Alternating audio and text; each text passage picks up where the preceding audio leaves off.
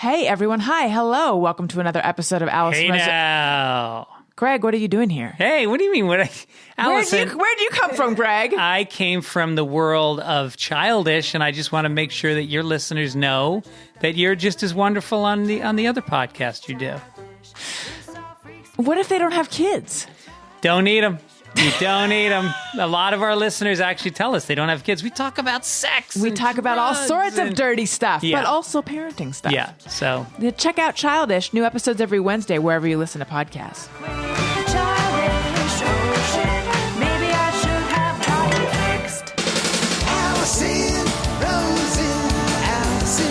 is your new best friend. Allison, with her the good times never end. Allison, Rosen, doing the wavy pencil dance again. Allison's your new best friend.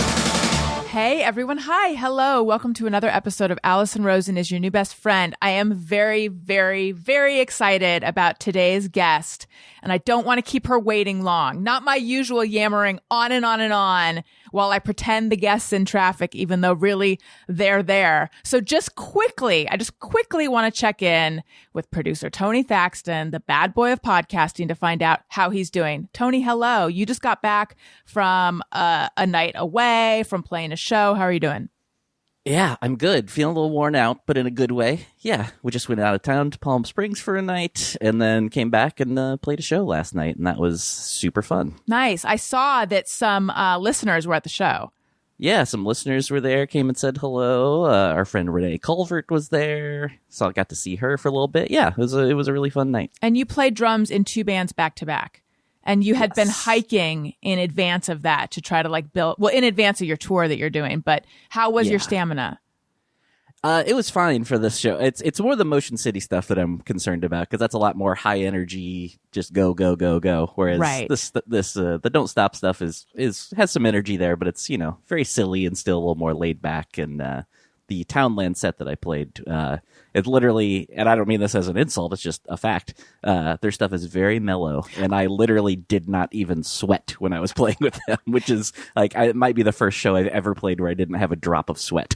Yes, so Don't Stop went live on Instagram and streamed a little bit of the Townland set, and I had never heard them, and I listened, and I was like, oh, this is what Matt Gorley would play. Yeah, it's totally. I could sit back and relax in a mid-century modern living room listening to that music.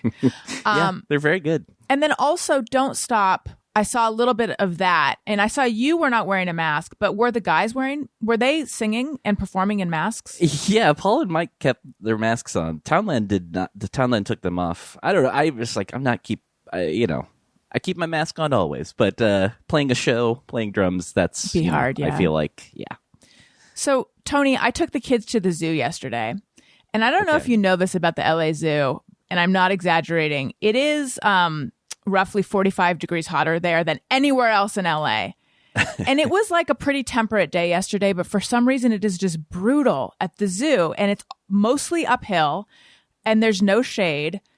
And I realized, this is a theory I've been working on it came up on Childish on a few different podcasts. I've realized in my old age, I am like the lapdog of humans. I'm just meant to sit. That's what I do best. And I can watch stuff. I can mess around on my phone, some light playing with my kids. But I don't brave the elements well. I don't like being exhausted. So yeah, I did not have the best time at the zoo, although the kids did have a good time. But you might not know this. I didn't know this. We got to the meerkat exhibit, and there was a rope around it and a sign saying to keep your distance because meerkats are high risk for COVID. No. Yeah. No, I can't say that I knew that. And the way meerkats stand up and at all times are like, oh no, what's going on over there? What's going on over there? Yeah. I figured they're on guard just like we are. Right.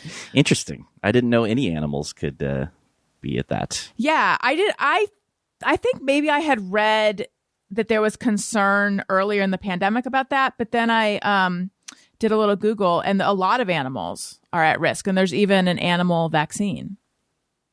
That's it doesn't have mRNA, but it has the antigen. and then I read the word spike protein, and then I was like, okay, I'm done reading this. I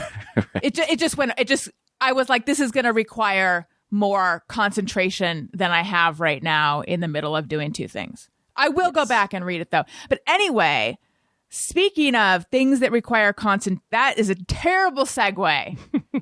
I just suspect our guest always has the ability to concentrate because, Tony, she has a PhD from Harvard in economics. She's possibly the most decorated in high education guest we've ever had. She teaches.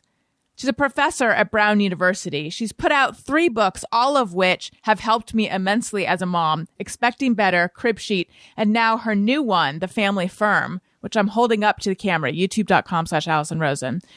It is. And also, she has been very prolific during this pandemic and helped ease a lot of people, ease their mind, I think, about the specific risks, because this pandemic is just constant risk assessment. Please put your hands together for someone I'm so delighted to bring onto the show, Emily Oster. Hello. Hi, thanks for having me. Thank you so much for coming on. Am I right that you always have just endless concentration available? No, I think one of the concentration went like the way of the dodo with my children, where like now I try to concentrate and then all of a sudden I'm like, oh, did I remember to send them the snacks? Oh, did I remember? So I feel like I don't know, maybe when I was getting my PhD, I had the ability to concentrate, but it's gone. So, your books offer specific parenting advice, I would say, but moreover, tell me if you agree with this. Moreover, they offer a framework for how to make decisions. Yeah, I think that's how I would describe it, that it's sort of the thing that I think of as different about my books than some of the other stuff that's out there is it's I'm trying hard not to say this is the way you should do it or do it like this, but rather trying to say like, here are the choices and here's how you could make that decision. Right. For yourself. Yes. I'm going to backtrack and take out the part where I said they offer specific parenting advice, because they don't really, I guess what I'm trying to say is like they work on a couple different levels. Because if you just want some information about this, this specific choice, that's in the books, but it sort of sets you up for how to make a series of decisions for each age that your kid is at. So what I'm wondering is, do you look at people who make rash decisions and just think, what are you doing? No, I try not to. I feel like when it's funny. So when I wrote the second book, which is sort of about like is about parenting and about parenting babies and so on, I feel like the process of writing that book made me a slightly less judgmental person. Mm-hmm. And, partly because so much of what I was trying to convey there was like, hey, there's a lot of good ways to do this. And, you could choose to breastfeed or not breastfeed. And like, those are both kind of reasonable choices and a lot of stuff in that space. And so I kind of tried very hard to dial down both my judgmentalness and more than that, my like advice giving instincts. Right. So you sort of said like your books are kind of like operate partially as advice. Part of my instinct when people are like, here's how I'm doing it, is to be like, no, do it a different way. And so I actually really have tried over time to like do that less. But I will say sometimes people will describe things like, oh, we're doing, here are all the like millions of activities that we're doing at all times. And I want to be like, maybe do less of them. Like you said, that's so tiring. But the urge to go, no. Is that based on the data that you've looked at or something internal? I think it's partly internal. I mean, so sometimes, particularly when we start talking now, like a lot of my kids, my sort of parent friends have older kids. And so there's a piece of it where sometimes people will be like, here's all the things I'm doing. And I will like put together that their kid must be going to bed really late. And like, I'm like a sort of like for myself, like kind of a sleep seller, like I'm very into sleep for my kids. And so sometimes I want to be like, your kids should sleep more. But that's I'm sort of like trying, it's like, okay, so there's a piece of that that's about the data, but some of it is just like, wow, that sounds so exhausting. And like, I can't imagine doing it like that.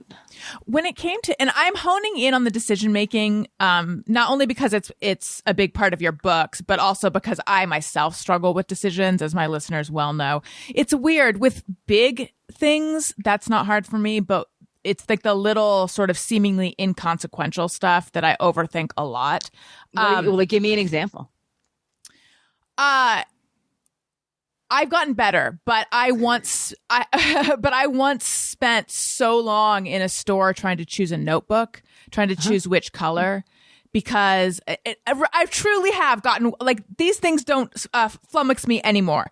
But at the time, it was like, okay, I think I like this color better. And they're like, oh, but what if I got that color? What if I could be the kind of person who would have that? That would be like a exciting new, element in my life. And it just... Or like choosing an electric toothbrush. I remember that was very difficult. Things, again, they don't matter. Okay. Yeah. Because I like to explore all of the options. Like when my husband and I are choosing, this is something that hasn't come up in a long time, but back when we would be choosing a restaurant. Sure. I would. In the before times. In the before times. Exactly. His process is think about what you feel like eating and then find a restaurant that has that.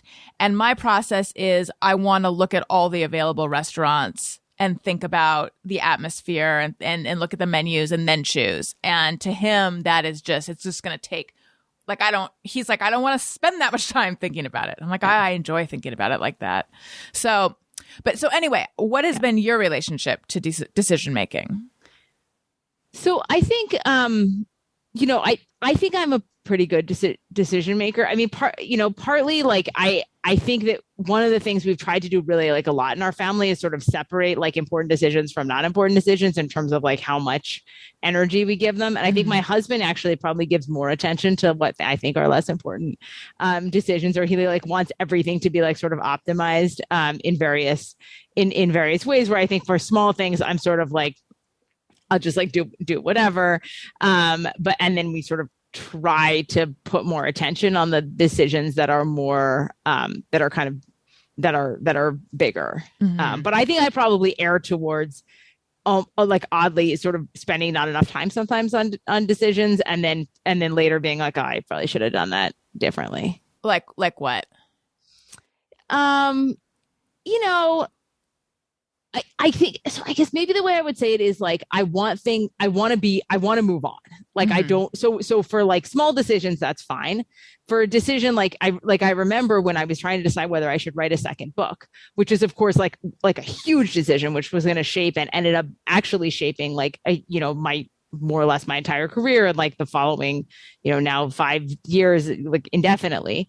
And I was sort of like, okay, yeah, I want to do it. And I had sort of like worked, and my husband was like, no, okay, maybe, but like, let's actually really sit down and think about like, this is not, this is a really big choice. And here we have to really work through it. And I think that I kind of like, we got to the same place in the end. And I think sometimes I just like wanted to be there. Mm-hmm. And I think part of what I like about him, I guess part of what like makes it work is I think that's sort of right. That was like the right thing there. And I think he's pretty good about like, let's just like slow it down a little bit.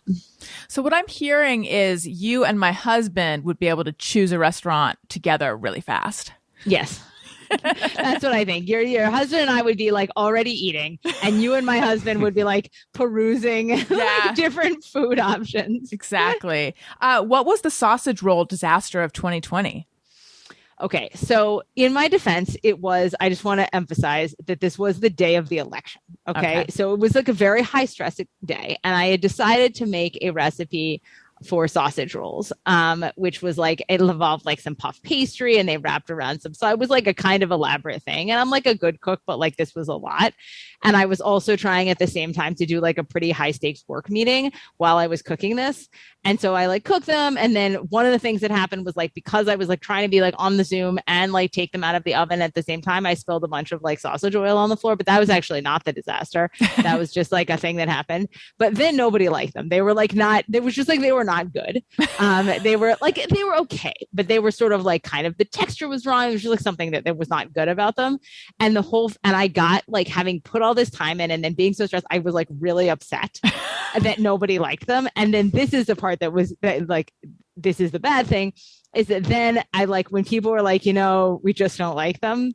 I like picked up the pan and I threw them in the sink. And like, in a kind of, not very mature reaction to the experience. And so, that was the sausage roll episode. Would you describe yourself as hot-headed? No, actually, this was like, I think part of what made this notable was that it's actually a pretty unusual way. Like it was not unusual in the sense that like, if I've sort of like put time into something, that I am like sad if it doesn't work out. Mm-hmm. But that was like the idea of like throwing things in the sink. That's like totally out of character, which I think is why it made such an impression on my children. So your parents are both professors, right? Yes. What was that like growing up with two professor parents? I mean, it was like I had like I had a lovely childhood. I'm very close to my parents. And I think the probably the most important aspect of that is just that it like exposed me to the idea that this was a job that you could have, which I think, not everybody sort of sees. And so I think that that's probably the way in which it was most formative. Although I think also like a lot of this idea of sort of deliberateness around decision making, particularly that I write about in the new book, I think is reflective of the way my parents, parented or thought about decisions. And I don't know how much of that is just their economists or their professors or some other, just like something else about personalities. Did you always want to go into academics? More or less, but not necessarily in economics. I mean, I think I've always been really, really interested in doing research, like even as a little kid. Mm-hmm. And so I think that was a sort of like direction that I was interested in heading. But I thought I would do like I thought I would do hard sciences. Mm-hmm. Do you remember one of the first things you researched as a kid? Yes, I remember. I spent a lot of time in the 8th grade researching the Babylonian currency system, which is a same. It's interesting. I mean, it's not that interesting, but it's like in base 60, I think, or it's not a base 10 number system. That's all I remember about that. And then in high school, I spent a long time researching canals, like the Farmington Canal and different things about canals and railroads for some project, which I remember being like wow, like that's like kind of, that was very fun. Mm-hmm. What about this is a very general question, but like what about research appealed to you? Is it the process of finding information or like the actual accumulation of the information? It is the moment when you know something that other people don't. That is actually not a hard question. That is an easy question. And I was reminded of it this morning because I was doing some stuff about like some research about COVID, not too surprising. And some new data came in and I had like a moment, like a sort of 20 minutes this morning to try to do it. And then there's like, and I sort of made a graph that I was interested in the answer to, like, and it was sort of, and then there's like that moment where like, something and nobody else knows it. Mm-hmm. And there's just like, that's like so special. And that is the thing that is the, just by infinite leaps and bounds, the best part. And all the other parts where you're like, trying to write it up and make the tables and convince other people, all that stuff is like fine. And I like parts of it, but that moment is really special. Where do you go? Actually, okay. Let's say the layperson is like, I want to be able to make decisions informed by data, but where would that person go to find that information?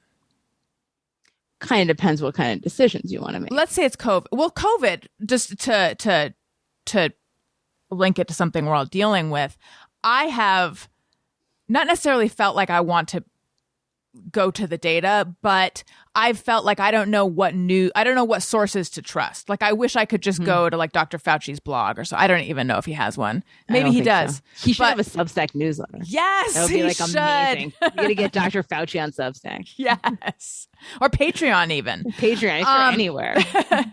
Yeah. So it's sort of twofold question. Where do you go when you're looking for data, and then where does the layperson go? So I think, there are some pieces of data where that's easier. So see, like, what is the case rate? What is the COVID case rate? What do hospitalizations look like? I go to the New York Times. There are some sources like that. The thing that I think is much harder is, like, let's say I wanted to know, like, something that is sort of one step more complicated, like how common are breakthrough infections, right? Mm-hmm. So I was writing something about, like, how common are breakthrough infections? How does natural immunity compare to vaccination immunity? I think part of what's hard is that actually figuring out the answer to that requires reading many different pieces of data. And so, I like Fauci, I like, Bob Wagner, but I basically am, like, looking for people who are sharing in some way research studies, and then I'm going to the research studies.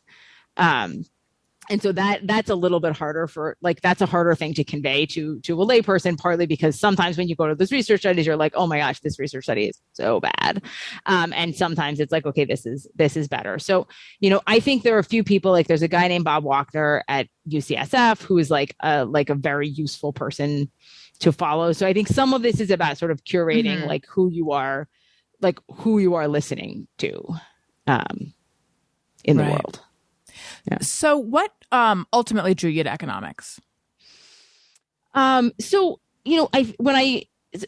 one answer to that is, like, I knew a lot about it because my parents were economists. And so it was a sort of like, I was probably more aware of the ideas of economics than others. But I think part of what I like about it is the idea of sort of combining theory and data to answer questions, and the idea that you could answer big questions, big policy questions using evidence. And I really like statistics. Mm-hmm. And so a lot of my work is about methods and statistics and sort of things like that, where I think economists have a good perspective that I like, that I enjoy.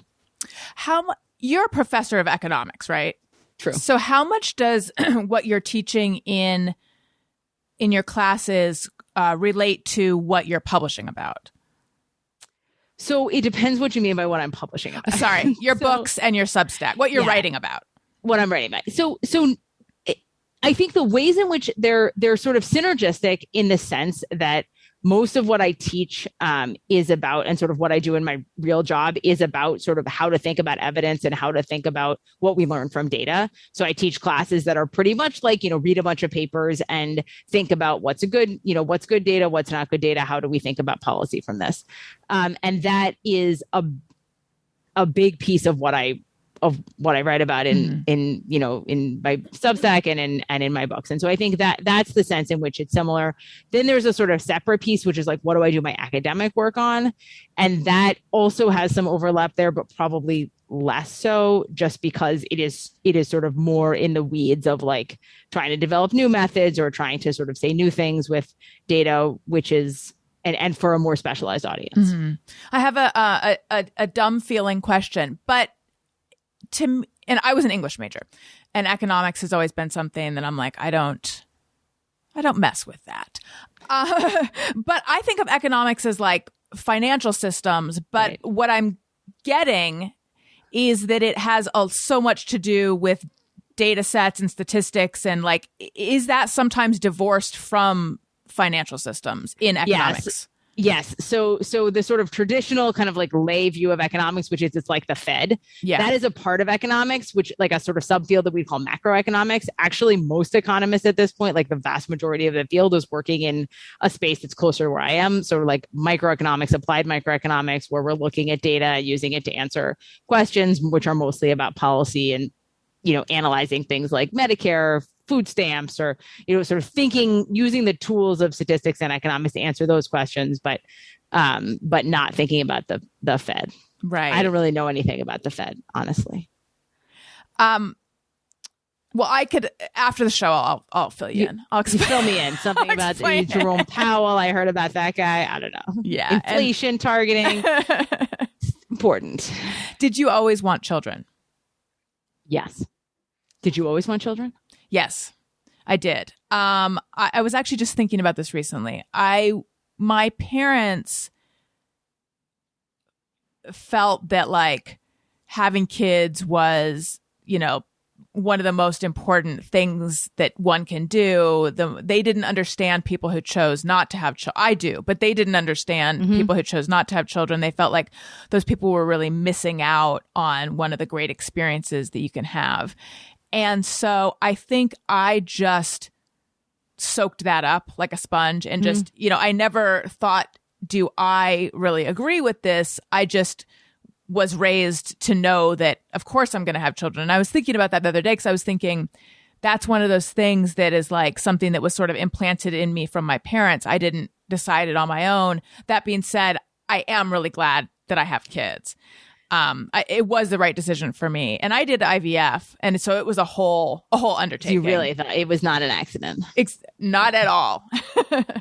Yeah. It's interesting. I mean, I feel like people are, like, this is something that you either really want, that you like feel in a way. So, and I also think in some ways you sort of feel it about the number of kids. So people ask me like, what's the optimal number of kids? It's like, we don't really have like a data answer to that, but I think there's a huge piece of that, which is like, do you feel done? Do you feel like your family is complete? Right. And I think that's the first, there's another author that I've spent some time talking to named Diana Freitas, who's like written a really good book called The 9 Lives of Rose Napolitano. And she like sort of the premise of a lot of her stuff and of that book is like, basically she's like, I did not want kids. Like I was sure I did not, it's not that I hate kids. I'm not like a kid. It's just like, that is not something I wanted. And, that her view is like, that's actually a really hard thing to say because people are like, oh, well, later you'll change your mind. Right. Like sort of Never our culture is never. so much never say never. Like, what if you, later you want them? And it's like, no, actually, like, I don't want kids. But I sort of had, I always wanted them. And did you feel done after 2? Yes. I did not feel done after 1. And after 2, I definitely felt done. I have a 4-year-old and I have 2 boys, a 4-year-old and a 2-year-old. And it was just amazing to me how once the second one got here, I felt like, oh, now we're a family. Yes. Where I was so, happy before. Actually, I don't know if I was happy all the time. That's nobody's happy all the time. Right. That's putting real rose-colored glasses on it. But I mean, I was delighted to have my first son, but the feeling changed entirely.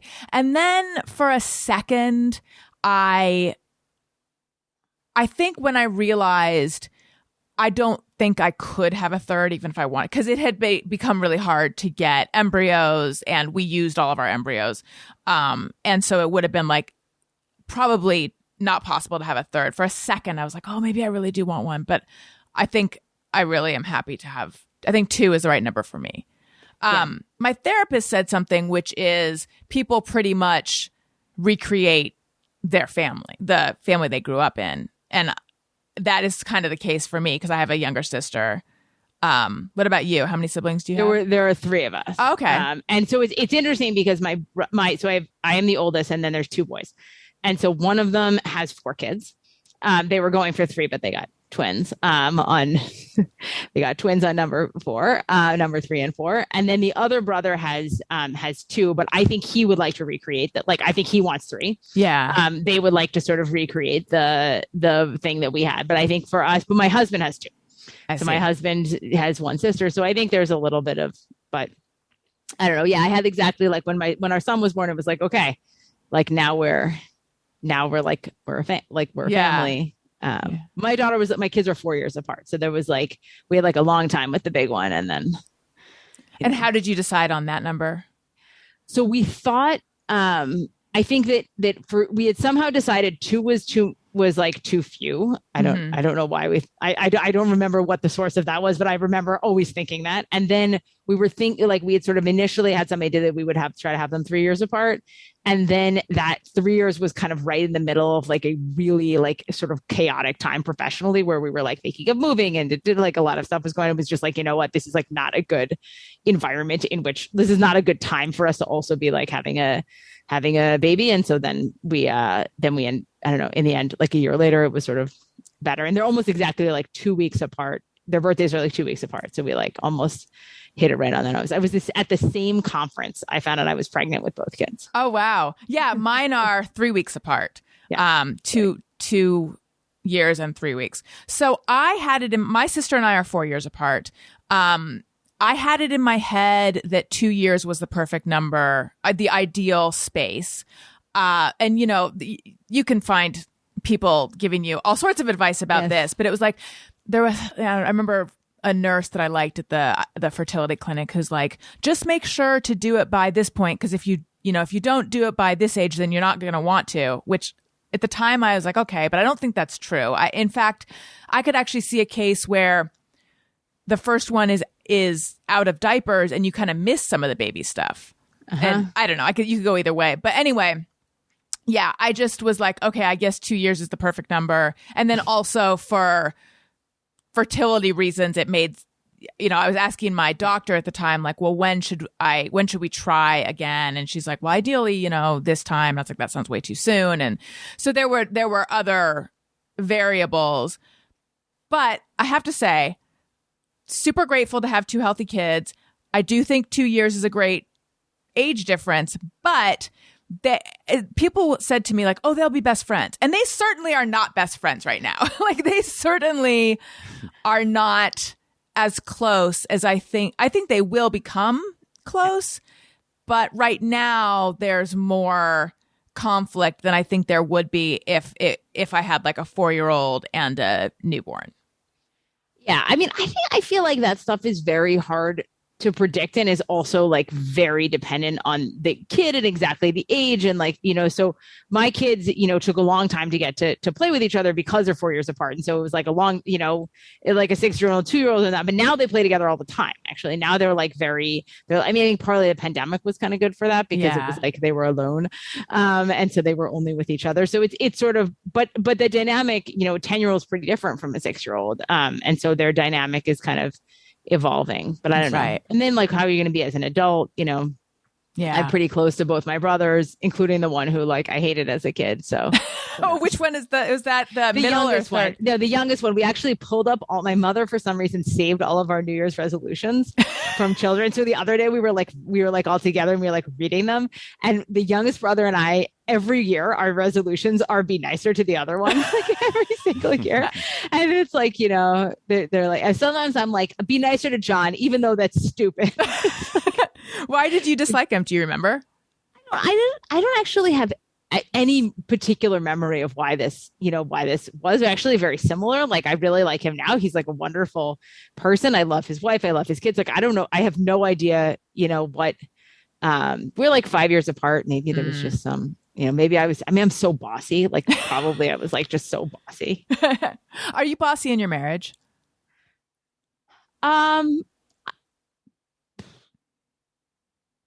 Probably, but I think, but I don't think I don't think that's the way my husband would describe me. What would he say? I don't know, actually. I mean, I guess I just wouldn't pick bossy. Mm-hmm. You know, I am like in charge of a lot of things, but I don't think I don't think it comes across as bossy, but I don't know, maybe he would say bossy. Right.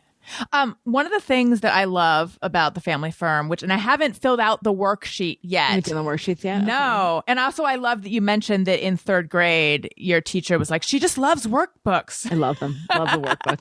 But I love the idea of a family mission statement. I actually wrote a personal mission statement for myself this year, which is something that I had never thought to do. But I had a guest on the show, Michael Buckley, and he talked about having made one for himself. And he read it, and I was like, "Oh, that's amazing." And then I kind of filed it away. And then one day I just wrote sort of a rough drafty kind of thing. And the beginning of it is like, I want to live honestly and authentically, and show people that it's okay to be human. And then something came up on the show where there was an interaction I'd had with a guest that got a little bit awkward. And I felt like it didn't reflect the best on me as an interviewer. And I wondered if I should cut it out. Tony knows. We mostly communicate by text, but this was one of our phone calls because we went back and forth. Tony felt we should keep it in because he thought it was an interesting exchange.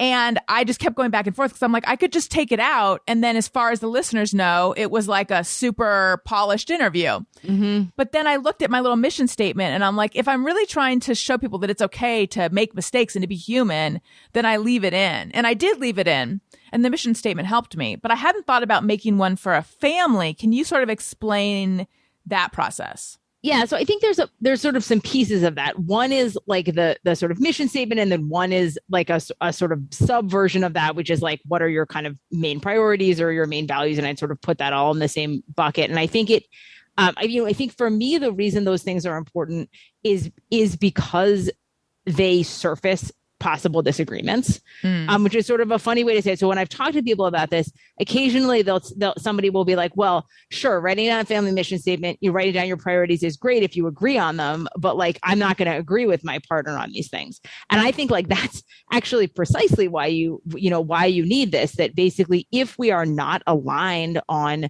what we're trying to accomplish or the things that are most important to us, and we're trying to achieve something together, it is going to be difficult to achieve that because those disagreements are going to surface themselves in all of the little moments, in sort of like hot state moments, rather than, we're not going to avoid the conflict. Right. And so I think that a lot of the value of the mission statement is to be able to, or all of these sort of pieces of it is to be able to say, this is what's important to me.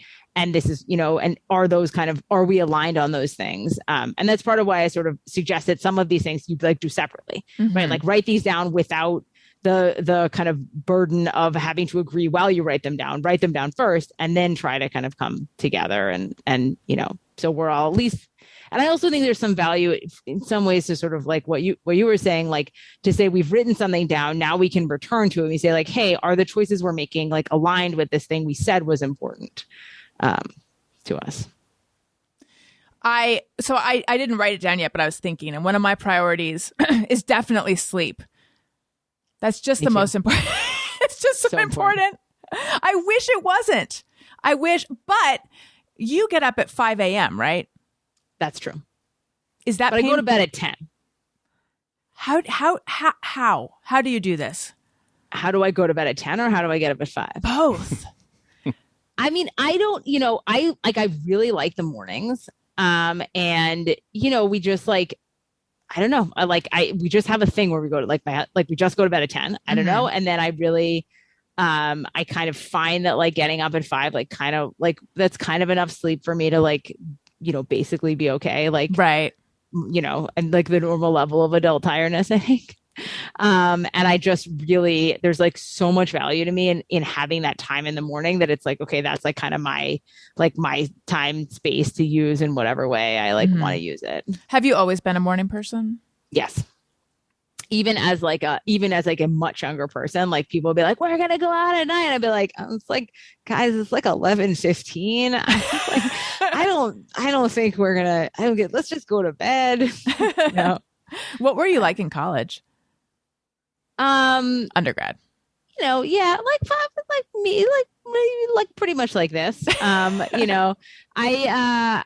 lived with, so my best friend, still my best friend, was she's just wonderful, but she also she was like very cool. She was in this sorority and this thing, which is like, she's just like totally like cool and fun and smart and whatever. And I was like the one who was like there when she got home. You know what I mean? I am not, I'm not a like person who goes like, I did a lot of work. Like I did a lot of school, I like schoolwork. And I met my husband sometime in college and I spent a lot of time with him. Mm-hmm. And he's also an economics professor, right? Oh, yeah. Yeah. At Brown as well? At Brown. That's so cute. Yeah. Yeah. We've been we met when I was 20. And so I love that. Now it's like more than half my life with that guy. I have become obsessed with Rhode Island. And it's because Arden Marine, guest on my podcast, grew up in Little Compton, wrote a book about it, and has been taking these, I think, annual trips there and bringing friends. And then all of a sudden my Instagram feed is just filled with idyllic Rhode Island pictures. And I don't know what happened, but I'm like convinced that I have to move there. Do I have to move there? Yes. Okay. I moved to Rhode Island from Chicago, and I have to say, Rhode Island is the greatest. It was particularly like amazing during the pandemic because like there was nothing to do but to be outside. Like there was just being outside, and so we just like basically for like 8 months or whatever, like however, like we just like literally every weekend day we went hiking. And we kind of never ran out of hikes in Rhode Island. Like we just like there's like everything is like incredibly beautiful, and you just like go drive for like 20 minutes and then you're in some like incredible outdoor setting. Rhode Island is it's just the best. Little Compton is so nice. Do you ever wish you were in a bigger city? Like, is there anything you give because up? I'm boring, as I just previously mentioned. But no, I mean there are occasionally things which I think, like when we were in Chicago, there's like it's sort of like food and museums, right? So like, like the field museum, like the things that we could take the kids to, that, like those are not, the Natural History Museum in Rhode Island is definitely not like the field museum. But we're not that far from New York, and then the food, like, I don't know, Rhode Island actually has pretty good food for like Providence has good food for a city its size, but also I have 2 little kids. So like, we don't, I don't get to go out that much. Sold. I'm doing it. Yeah, you totally move here. And like Little Compton is so nice. We, like go like farmer's market, I mean, to give you a sense of like what Rhode Island is like, there is a farm in Exeter, Rhode Island that we get food from, and like we get it like delivered to our house once a week. Like, and the farmer is like our friend. Like, she's like, we're like, oh, can we come tour the farm? Like, bring the kids. So we like bring the kids. And then she's like, it is just like, it's like the most idyllic, like adorable state. I love it. Tony, have you been there? Yeah, but never extended time. Usually You've probably been to Newport. Everyone goes to Newport. Newport is fun. I think so. Well, and then Providence. Yeah. Right. Yeah. Tony, you Just can always on visit me tour. when I move there, which I'm definitely doing. Mm-hmm. Yeah, you were Yeah. sold when she said there were so many hikes, right? I tried to block that part out. Oh, There are yeah. also beaches. There are also beaches. What if you're like an indoor person who just loves looking at beautiful things? Yeah. I mean, there's some mansions in Newport. Love a You mansion. can go on the mansion. Besides, you can learn to hike. I love a Kids- mansion. Kids like to hike. I love a lighthouse. Kids love I it. love a boardwalk. I love a pier. And I love cute house. I mean, it looks like there's all of that there. We have Yeah. all those things. Yes, we have all those things. Also, your kids could learn to hike. They could, yes. Yeah. I could learn. Yeah. If that's what's required We for me got to we got my 6-year-old, we took him to New Hampshire the other day. We made him hike like the 6-mile hike, 1,000 feet elevation gain Oh my God. over a mountain. By the end, he was a little whiny, but like, that's what the pandemic did for us. At the beginning, I would be whiny. By the end, I'd be dead, but I still would try. I would try it. Listen, we need to take a quick break. And when we come back, we're going to do questions that people have sent in. This podcast is sponsored by BetterHelp. BetterHelp will help assess your needs and match you with your own licensed professional therapist, and you can start communicating in under 48 hours. You guys know I am a huge believer in therapy.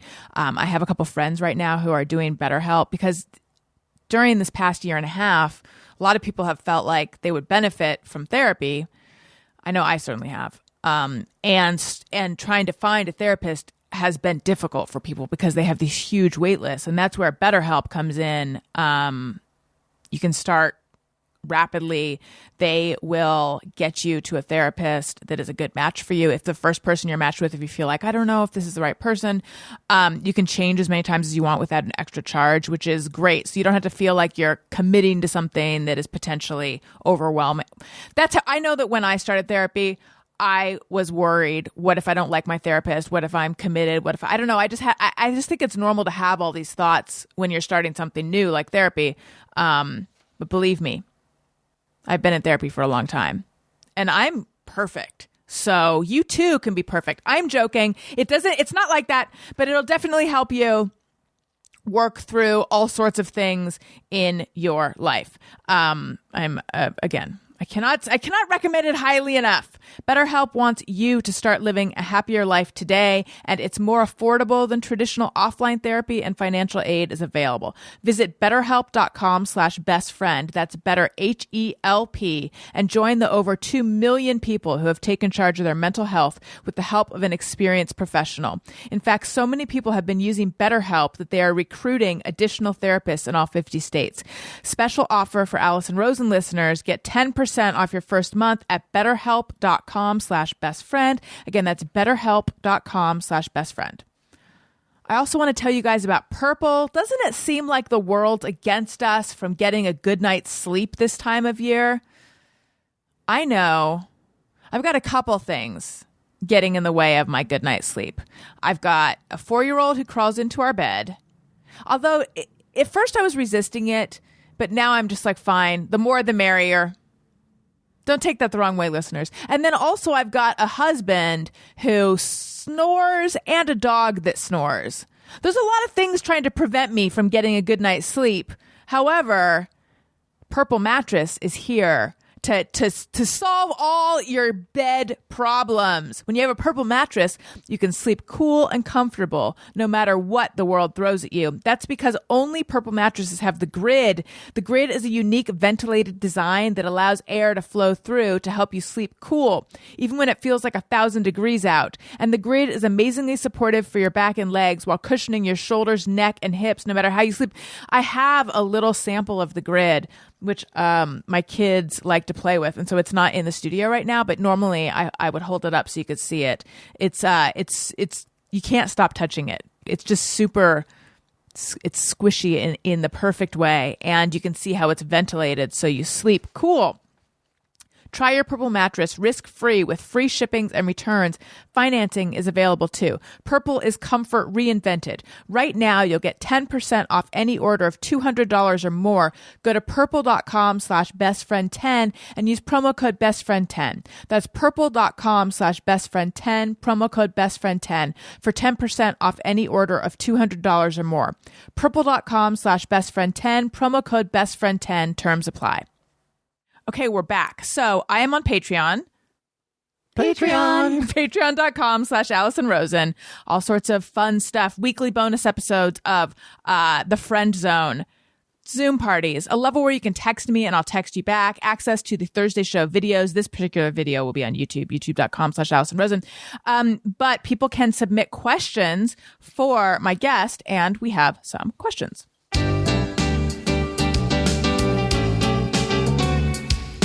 When we ask, they send them in. They're wondering how you have been. So thanks so much for answering these questions from our fans. Okay. Anna Q says, I love Emily Oster, 30 weeks pregnant, and I constantly refer to expecting better. I also enjoyed Cribsheet. My son was 2 at the beginning of the pandemic and is now 3.5. The TV time has grown by 1,000%, and I'm worried it is negatively affecting him. Tantrums have been huge, but it's hard to say if it's age, the effects of the pandemic, or frying his brain watching TV. Should I be worried, or should I just strive to survive with a toddler right now? I think mostly strive to survive with a toddler. I mean, I think that like the answer to that is in terms of the content. I think there isn't a lot of evidence to suggest that like the TV content itself is somehow going to impact behavior in those ways. What I hear from that question is that this person would like to set more limits, that they would almost enjoy setting the limits is not what I mean, but like that, like they may feel that would work better for them. So I think rather than framing this as like, is there a right amount of TV? I think what I would frame it as is like, do I feel like it's getting in the way of other things I want my kid to do? And if it is, then I need to think about setting some limits. And if in fact, I'm like, she's perfectly happy, like if Anna's like perfectly happy with the amount of TV and just feels like somehow she should feel shame, I would like take that away. Like you should not feel shame about this. Like there's not a lot of evidence that screen time particular matters for any of these things. So I think it's really a question of like, is it bothering you? In which case you probably want to generate some rules. But if it's not bothering you, let it go. Allison B says, yay, I'm reading her books too. I'm pregnant, and the yay is yay that you're coming on my show.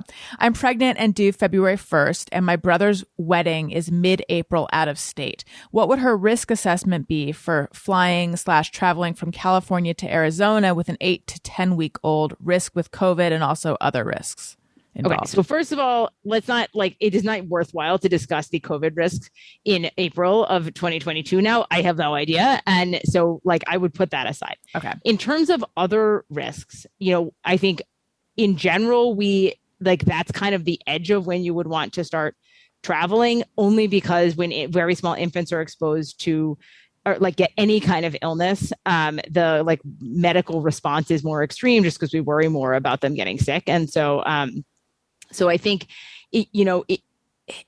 it's you're kind of on the edge of where if it were 4 weeks, I think they would say no. If it's 16 weeks, we're kind of usually people would think that was okay. You're kind of on the edge. Probably it's important enough. People would do that, but this is an example of a time when some of it is just why did he schedule the wedding then? But also, you may have to go and just, try to kind of keep the baby on you. I hadn't even thought about that. What's he up to with that wedding? My brother scheduled the youngest one. Mm-hmm, his wedding when my daughter was 6 weeks old. Yeah. Pulling focus. And I have gotten over it now that she is old enough to go to sleepaway camp, but it didn't. Yeah. Probably didn't. It was not great at the time. It was not good at the time. Oh, here's a question. It comes from Allison Rosen. Lately, I have been thinking about how much should I be letting my kids work out conflict versus how much should I be intervening? Because I overheard my older one cry in this new way that he cries, which is very dramatic. It's keening almost. It's and he was upset because he and Owen and the babysitter were playing with water and food coloring, and he's having what he calls a science experience. I think he means to say science experiment, but he calls it science experience. Don't fix that. Yeah. Never fix that. I won't. But so I heard him wailing and I was like, oh no. And then I heard him say, Owen took my colors or something. And I was thinking, now he's only 4.5, but it would be great for him in life, to understand that sometimes things happen that disappoint us and you just kind of gotta get through it. And I don't know if that's if he's not old enough to get that yet, but I started to think, have I been making have I given him the idea that you always get exactly what you want when you want it? Have I been making things too simple? And then yesterday when we were at the zoo, they both had churros, and Owen, the little one, finished his and then wanted Elliot's and was kind of going over cookie and starting to go over to Elliot. And I was saying no, honey, that's your brother's. You already finished yours. That's your brother's. But I was thinking should I have let Elliot explain, should I have let them work out this Cain and Abel churro situation themselves? Yeah. I mean, I don't think it's a great database answer to that. I think I will say the thing I sort of struggle with my kids is when, particularly as they get older, it's much easier to ask my 10-year-old, look, why are you making such a big deal about this? Can't you just let him have whatever is the thing? Why are you, how could this be so important to you? And I think that I have sort of pulled back a little bit on that. With it's one thing to say life does not always deliver the things you want. I am not going to buy you that, you cannot have this dessert. You can't have candy at 2:00 in the morning. You can't, some of the times there is a no. And there's a lot of value to being consistent about the things you say no to. But I think there's a difference between that and you need to, as the older kid, there needs to be disappointment to sacrifice for your sibling. Right. Right. So I think I would sort of separate those two things out. And I think that learning the lesson of you don't always get what you want is a good one. Learning it's fine for your brother to take your colors right because he's littler, that's not a lesson. I think the question is what is the lesson you want him to learn? See, it's that framing the question, which is framing the question. one of the 4 F's. One of the F's. One of the F's. Thank you. Okay, Luke Chastain says, my question, should you prioritize saving for yourself so you don't become a burden on your kids and allow them to be free? Or should you prioritize saving for them so they can go to the school of their choice and have some money to jumpstart themselves? And then he says, and I guess the B side of that previous question is, if University X costs $400,000 between schooling and housing over the course of their degree, should you discourage school? How do you judge the return on investment of education versus your child or yourself sitting in permanent debt? Oh my God. It's a huge question. It's like such a big question. I think that there's a lot of good ways to save for college. I'm not, I don't think I have a good answer to this question. I think savings is savings. It's like, I'm not sure we need to like earmark it for particular things. And also it's hard to predict, certainly from the standpoint of having a younger kid, like what exactly are they going to want to do? Like when they get to that point, are they going to want to go to college? Are they going to want to go to a college that is expensive? What is the financial aid situation? This feels like something where it's pretty hard to make that decision from the like immediate moment, from like when they're younger. Well, I have a question for you as someone who is a professor. I feel like more and more, and maybe this argument was always there and I'm just hearing it more, but I hear people talk about how in this day and age, you don't need to go to college, and sort of trash education or trash expensive education. I went to a small liberal arts college in the same way I was raised to know that I wanted to have kids. I was raised to know that I was going to a small liberal arts college. Like it was just something that my family valued. And I also value it. So I think my kids will value it. But what do you do with that argument of like, it's not important anymore, you can just go to a trade school? Yeah, I mean, I think that is not borne out by the data. We have a lot of evidence suggesting that returns to college education are very large in general. Doesn't necessarily mean college is going to be for everyone, but I think in like the idea that kind of a college degree is not worth anything is not really supported by the data. Whitney C says, what was her favorite class in school? Parentheses, define school however you wish. Probably, I took this really, amazing class, in college, on witchcraft. Oh, wow. Which, was like in my senior year in college, it's just the class it was just like on witchcraft. It was in the folklore and mythology department. That was the department that we had. I ended up, writing a paper about witchcraft, which ended up getting published in an economics journal, which is like a whole other thing. But like, it was a sort of like totally, it was an example of a time when like I learned a lot of things that I wouldn't have otherwise known. And I got to kind of combine this one thing with this other thing I liked. So that was special. That's really cool. Okay. And then question from Mary Katharine Ham, who is the one who introduced you to, when I was pregnant with my first son, she recommended Expecting Better. And just one thing that I want to call out from that book, I thought it was so fascinating. Your point about whether coffee is related to miscarriage, and that maybe it's that the women who don't lose their aversion to coffee don't have as strong a pregnancy. I thought that was really interesting. Okay. So Mary Katharine Ham says, I'd love to hear about her experience with polarization and Twitter mobs, maybe advice. She's fought off at least 2 in the past year. I think both around kid-related, mask-related COVID stuff, but I know it takes a toll, and I really like to incentivize so much more of her kind of thinking in online environments. Does she have any thoughts on how to do that? I think Twitter has become just awful in the last, I mean, like, there's a piece of it that's very useful. Like it's a good place to get information, but the kind of discourse, particularly around some of the COVID stuff, has become so polarized. And it's not just polarized, it's angry in a way that I think is really unproductive. And there's kind of so much personal animosity.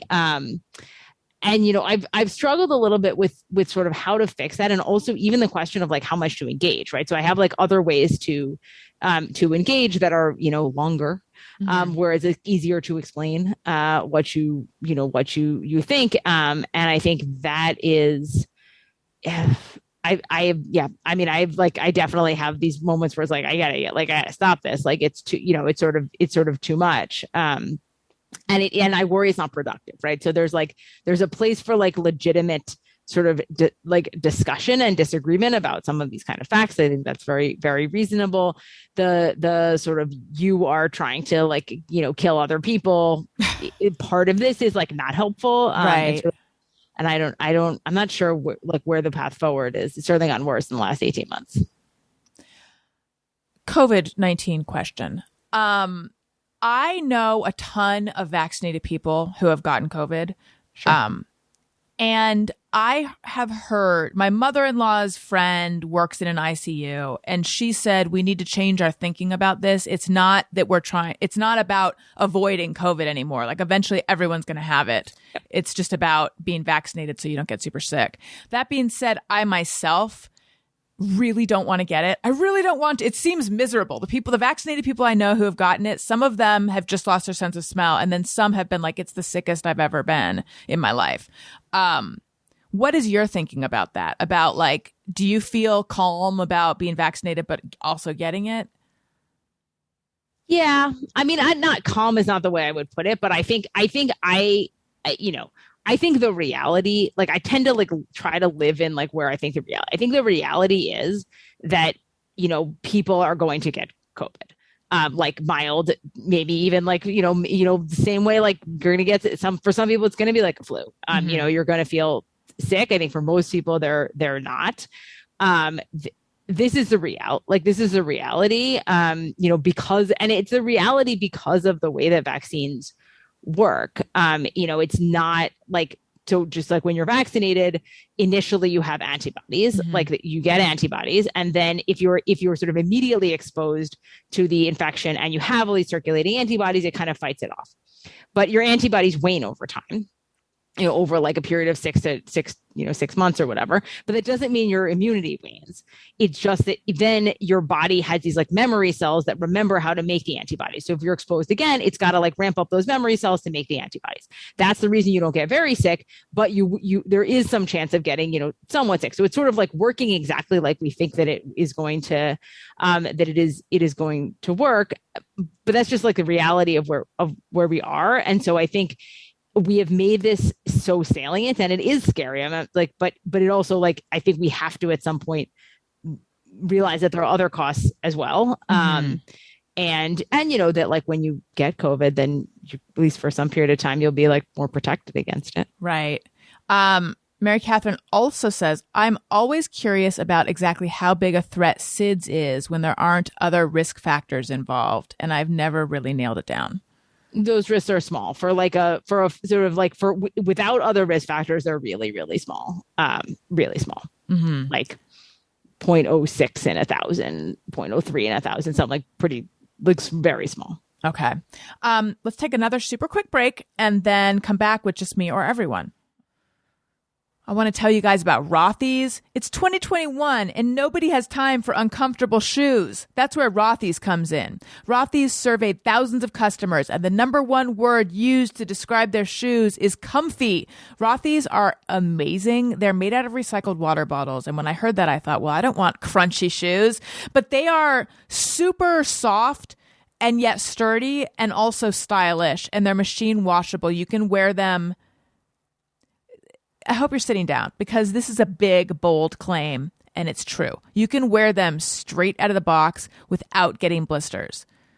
I don't think you can say that about any other shoe. Our dog walker, Kathleen, wears Rothy's because they're the only shoe she can wear right out of the box. And she's on her feet, you guys. I think we've established that I am someone who likes to not be on my feet, but Kathleen is an actual active person. So what I'm saying is Rothy's work, whether you're sedentary or whether you're walking all around town with dogs or without dogs. I picture like a high-powered person on their way to an important meeting, cutting a crisp silhouette in their Rothy's, but I also picture someone who likes to sit around. That's me, looking stylish in her Rothy's. There is an array of different silhouettes. I have the point. I also have the flat. And just today, I made the decision I need to add the loafer to my life. So there you go. Their fan favorite styles are sustainably made with materials like plastic water bottles, fully machine washable, and available in tons of shapes, styles, and colors, so you can always find the right one for you. And Rothy's newly launched men's shoes are intentionally designed with an artisanal level of detail and created with nearly zero waste. Rothy's men's shoes are durable, washable, and better for the planet. Plus, rigorous testing during R&D results in a perfect fit wash after wash. Step up your summer wardrobe with washable, sustainable, stylish shoes and bags from Rothy's. Head to rothys.com/Allison to find your new warm weather favorites today. That's Rothy's, ROTHYS.com/Allison. And we're back. All right, let's do a Just Me or Everyone. Sometimes I ponder on something I have thought or done. Is it just me or everyone? All right, Emily, do you have a Just Me or Everyone? I do. So here it is. When I get up in the morning and I get ready, I put my pajamas back on before I eat breakfast so I don't get food on myself, and then change my clothes later, even though I have otherwise gotten completely ready. That is not just you. You think not just me? I don't know, because I do stuff like that. Like putting on especially my bra, but putting on my clothes that I'm going to wear to leave the house or that I'm going to wear to the studio is the very last thing I do. Like I don't want, for different reason than you, it sounds like, but I just don't want one extra minute in actual clothes. Oh yeah, I do this even is true. Like the hard pants, the hard pants are not so good. But yeah, it's like I think I'm just always, even though my kids are big now, I think I have like a holdover from when they were just like throw food at you, which actually is really still true. Now that I consider it a little more carefully, actually, that still happens. So maybe it like makes a lot of sense. Yes. Okay. There was a time when I was younger where I would put on my clothes and then put on makeup and do my hair. And now, now it's like everything is done and then the clothes are the last thing. Yes. Yeah. Yes. That is not just you. Okay. Tony, what about you? Your clothes and shoes are on the second you exit the shower, right? And Pretty then you much. do your hair or shave or whatever you do. Yep. Yeah. So it's a weird life. It's because men have like more comfortable clothes. Yes. Yeah. Like we talked about this recently. My husband wears his jeans until he goes to bed. I mean, he takes them off for going to bed. I know. As soon as I get home, I'm like, get this stuff off me. Where's my Lululemon pants? Same. Okay. And then do you have would you like to tell someone off? Or someone or something? Okay. I'd like to tell off the neighborhood skunk.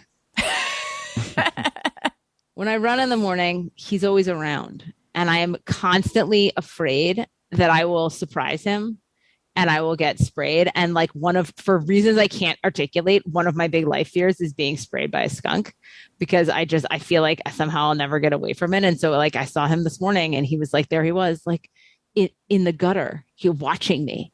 And I had to cross the street and stop and walk very slowly. Don't like him. So, hey, skunk. Hey, go fuck yourself.